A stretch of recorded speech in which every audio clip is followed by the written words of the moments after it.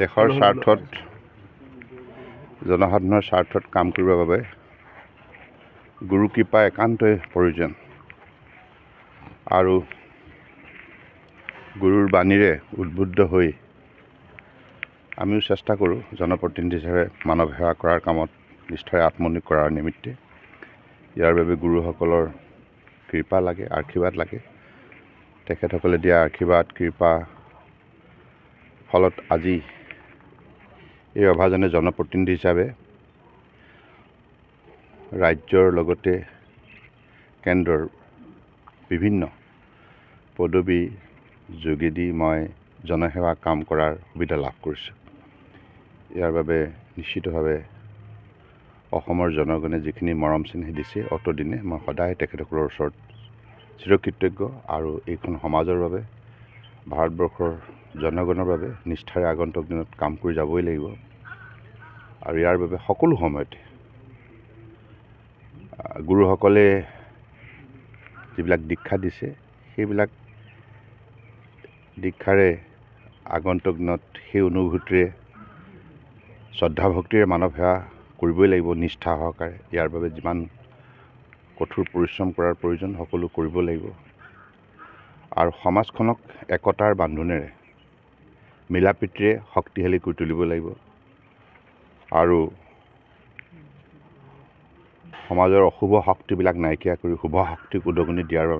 নিমিত্তে কাম কৰিব লাগিব দ্বিতীয়বাৰ শপত গ্ৰহণৰ পিছত আহিলে আপুনি যথেষ্ট এটা বিয়োগম বিভাৱ কালে অসমৰ বাবে কেনেদৰে উপকৃত হ'ব অসমবাসী নিশ্চিতভাৱে কি পৰিকল্পনা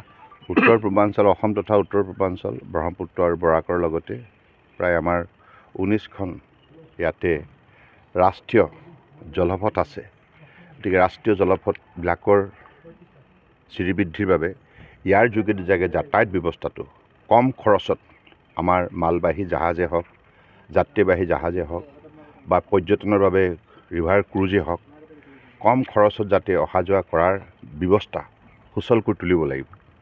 আৰু যোৱা 2 বছৰত আপোনালোকে দেখিছে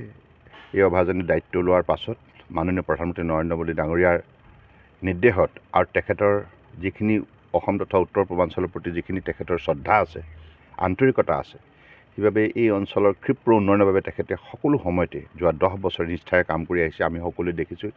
ইয়াৰ পৰা অসম তথা উত্তৰ পূৰ্বাঞ্চল সুফলো পাইছে গতিকে আগন্তুক দিনত এই যিটো ৰাষ্ট্ৰীয় জলপথ ইয়াক যাতে আগন্তুক দিনত আমাৰ